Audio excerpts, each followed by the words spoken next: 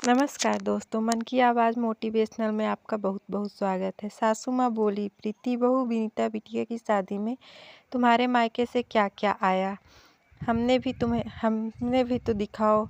प्रीति की चाची सास ने प्रीति से कहा, इसके मायके में से ही कौन है जो भेजेगा। सास ने मुंह बनाते हुए कहा, क्यों माँ, और भाभी तो है ना। चाची सास ने कहा, अरे भाभी तो भाई के मरते ही भाग गई और माँ को तो अपना ही खर्चे के लाले पड़े हैं, तो इसे क्या भेजेगी। सास ने व्यंग से कहा, अब सबका मायका हमारे मायके की तरह थोड़ी नहीं है। बेटी की शादी में बेटी के कपड़े गहने के अलावा पूरे परिवार के कपड़े भेजे। जेठानी कहाँ चुप रहने वाली थी। यह कहते हुए प्रीति की ओर देखकर हंसने लगी। और बात तो है कि तुम्हारे मायके से तुम्हारी बिटिया की शादी में तुम्हारे कपड़े थे। लोग बड़े समझदार हैं। चाची सास ने हंसते हुए कहा, समझदार भी हैं और दिलदार भी हैं, दूसरे उनकी क्या बराबरी करेंगे। जेठानी ने प्रीति को ताना मारते हुए कहा और जोर से हंसने लगी। प्रीति से कहा आगे सुना नहीं गया, वहाँ से हट कर गई और कानों में हंसी के तानों की आवाज़ें आती रही। वह कहना तो दूर चाहती थी, लेकिन अपनी बेटी की शादी में माहौल ख़राब नहीं करना चाहती थी, इसलिए चुपचाप अपने पलंग पर बैठ गई। आज उसे अपनी भाभी अभिलाषा की बहुत याद आने लगी। न जाने कहाँ किस हाल में होगी। प्रीति का मन अतीत में भटकने लगा। एक तो भाई था उसका सुनील, उसने भी 3 साल बड़ा था, बहुत प्यार करता था। पापा एक कंपनी में काम करते थे, साधारण सा घर था, बहुत प्यारा था। माँ दुर्गा देवी, पापा सुधाकर बाबू मेहनती और समझदार थे, दोनों बच्चों का बहुत ध्यान रखते थे। वह घर की लाडली और फरमाइश पूरी की जाती थी। उसकी शादी सुनील से पहले से ही अच्छे खाते पीते घर में हुई थी। पति 2 भाई में छोटे थे, एक कंपनी में नौकरी करते थे। सब कुछ तो ठीक ही था। दिक्कत तो यह तब शुरू हुई जब सुनील ने इंजीनियरिंग की पढ़ाई पूरी की और उसकी नौकरी अपने ही शहर में लग गई। जब शादी की बात चलने लगी तो उसने बताया कि वह अपनी कंपनी में अपने साथ काम करने वाली नीतू से शादी करना चाहता है। नीतू के माता पिता नहीं थे, वह अपने चाचा चाची के साथ रहती थी। उन्होंने कहा कि वे नीतू की शादी तो सुनील के साथ कर देंगे, पर दहेज या कुछ सामान नहीं देंगे।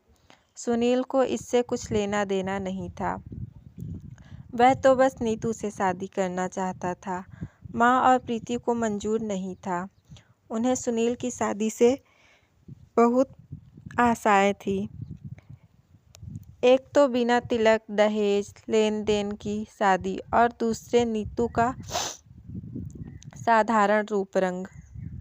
उसका मन तो एकदम नहीं था, पर सुनील की जिद और पापा के समर्थन के कारण आगे उसकी एक न चली। सुनील और नीतू की शादी हो गई, पर माँ और नीतू उसे कभी दिल से अपना नहीं पाए। उन्होंने सोचा था कि सुनील की शादी ऐसी जगह करेंगे कि उनका घर सामान उपहार के से भर जाएगा, गाड़ी मिलेगी, समाज में उनका सम्मान बढ़ेगा, पर ऐसा ना हो पाया। ऊपर से उन्हें लगता था कि नीतू ने सुनील को उनसे छीन लिया। कभी माँ अगर नरम भी पड़ जाती तो प्रीति उसे चढ़ाती रहती। शादी के बाद नीतू के प्रति भी सुनील की कुछ जिम्मेदारियाँ थीं, जिन्हें अगर वह पूरा करता या नीतू की तरफ से कुछ कहता तो माँ या तो तौबा मचाती, हाय तौबा मचाती। प्रीति भी आग में घी डालती रहती। नीतू जितना भी परिवार में मिलने के लिए सहनशीलता से काम लेती, उतना ही माँ क्रोध करती। प्रीति की शादी शहर में हो गई थी। उसके एक बेटा 2 बेटी थे। वह अक्सर समय बेसमय आती रहती, अपनी खरीदारी करवाती, मनचाहा उपहार लेती और माँ को उल्टी सीधी सिखाकर जाती। नीतू का काम पर जाना और माँ का घर के काम में सहयोग करना उसे नहीं भाता था। वैसे नीतू ऑफिस जाने के पहले भी काम करके जाती और ऑफिस से आने के बाद भी काम करती थी। वह जब सुनील से कुछ कहती तो वह कहता, माँ दिल की बुरी नहीं है, थोड़ा धीरज रखो, समय के साथ सब ठीक हो जाएगा। मैं इनका एक लौता पुत्र हूँ, इन्हें छोड़कर नहीं जाना चाहता। नीतू सुनील की खुशी में और सुनील तथा उसके पापा का अपने प्रति अच्छा व्यवहार के कारण चुप रह जाती थी। 2 साल बाद नीतू को एक लड़की हुई। पापा और सुनील तो खुश हुए, पर माँ खुश नहीं हुई। 4 साल बाद में नीतू ने दूसरी बेटी को जन्म दिया, तो माँ और चिढ़ गई। उसी साल पापा जी चल बसे। माँ नीतू को कोसने लगी। उसने अपनी तबीयत का बहाना कर बच्चों को देखने से इनकार कर दिया। हालांकि सुनील ने आया का इंतजाम किया, पर बच्चों की देखभाल ठीक से न होने के कारण नीतू ने नौकरी छोड़ दी और सोचा कि बच्चे जब कुछ बड़े हो जाएंगे फिर नौकरी पकड़ लेगी। जीवन सामान्य रूप से चल रहा था, तभी अचानक ऑफिस से घर आते वक्त सुनील की गाड़ी का एक्सीडेंट हो गया। सुनील को गहरी चोट लगी और 2 दिन बाद उसकी मृत्यु हो गई। नीतू पर तो दुखों का पहाड़ टूट पड़ा। एक तो वह यूं ही दुखी थी, ऊपर से माँ और प्रीति सारे दुखों के लिए उसे ही जिम्मेदार बताते, रात दिन उसे कोसते रहते। एक दिन प्रीति आई हुई थी। नीतू को बुखार था, उसकी तबीयत खराब थी और उसने खाना नहीं बनाया। बस इसी बात पर माँ ने उसे बहुत बुरा भला कहा।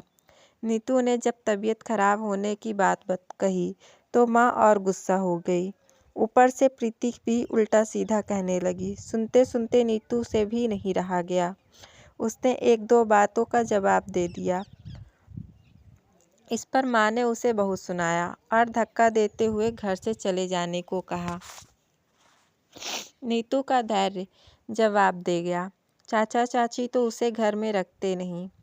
अतः उसने अपनी एक सहेली को फ़ोन किया और कपड़े और दोनों बच्चियों को लेकर उसके घर चली गई। सहेली और उसके पति ने उसकी काफ़ी मदद की।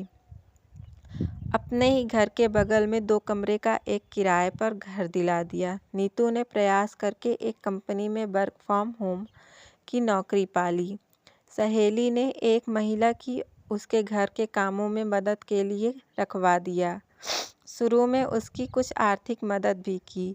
वे तो नीतू को उसकी सास ननद के विरुद्ध पुलिस की मदद लेने के लिए भी सलाह दिए, पर नीतू अब उस घर में लौटना नहीं चाहती थी और ना ही अपनी सास ननद से लड़ना चाहती थी। उसे लगता था कि ऐसा करने से सुनील की आत्मा को दुख होगा। उसने एक नई राह पकड़ ली और सब कुछ भूलकर अपने दोनों बच्चियों की परवरिश में जुट गई। मन लगाकर काम करती गई और दिनों दिन तरक्की करती गई। अपनी स्थिति में सुधार होने पर कई बार अपनी सास का हालचाल जानने उसके पास गई भी, पर जब भी वह जाती दुर्गा देवी प्रीति को झट फ़ोन कर बुला लेती और दोनों फिर उसे उल्टा सीधा सुनाने लगते। हार कर उसने संपर्क खत्म कर दिया। दुर्गा देवी प्रीति के भरोसे खुश थी। प्रीति खुश थी कि नीतू के न रहने पर माँ का घर और जेवर उसी का होगा। इस बात को करीब 16 साल हो गए। दुर्गा देवी बूढ़ी हो गई थी।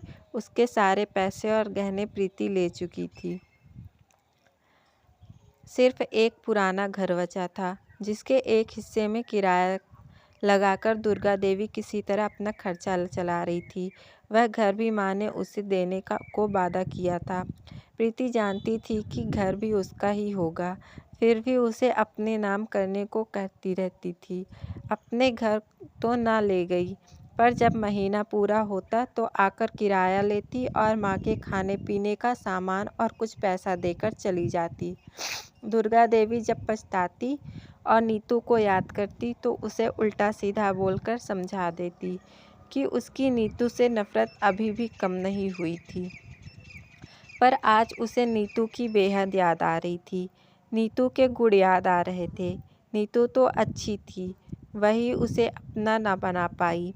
आज वह होती तो मायके की लाज जरूर रखती, उसकी परवरिश के सामने इस तरह बेइज्जती ना होने देती। वह ज़रूर कुछ न कुछ करती। आज उसे अपने व्यवहार गलती पर बहुत पछतावा हो रहा था। मम्मी मम्मी देखो नानी आई हैं, कितने सामान लेकर आई हैं। छोटी बेटी, नीता की आवाज़ से प्रीति की विचारधारा भंग हुई। नीता उसका हाथ पकड़कर बाहर लाई। प्रीति ने देखा, माँ एक अच्छी सी साड़ी पहने ढेर सारे सामानों के साथ खड़ी है। यह क्या है माँ? प्रीति आश्चर्यचकित पूछी। सभी आश्चर्य से देख रही थी। शादी का नेवता, मिठाई, सब परिवार के कपड़े, विनीता बिटिया के कपड़े, और यह रहा उसके लिए सोने का सेट। दुर्गा देवी बैग से एक लिफाफा और डब्बा निकालकर उसे पकड़ाते हुए हंसकर बोली, पर माँ ये सब तुम कहाँ से लाई? प्रीति असमंजस में थी। नीतू ने दिए हैं, माँ बोली। नीतू? भाभी ने? वो तुम्हें कहाँ मिली? प्रीति कुछ समझ नहीं पा रही थी। अरे हमारे पड़ोस में रमेश बाबू की बहू है ना, उसे नीतू की कंपनी में ही कुछ समय पहले काम मिला है। उसी ने नीतू को विनीता की शादी के बारे में बताया। नीतू अब एक ऊंचे पद पर पहुंच गई है। वही मेरे पास ये सब लेकर आई और तुम्हारे यहाँ पहुँचाने को बोली। पर वो है कहाँ? प्रीति पूछी। गाड़ी में ही बैठी है, बोली। आप ही भीतर जाइए, माँ बोली। क्या वो आई हैं? प्रीति दौड़ती हुई बाहर गई। नीतू गाड़ी मोड़ चुकी थी। भाभी, प्रीति दौड़ती हुई गाड़ी के आगे खड़ी हो गई। प्रीति को देखकर और उसकी आवाज़ सुनकर नीतू रुक गई। आप दरवाज़ा खोलकर बाहर आई।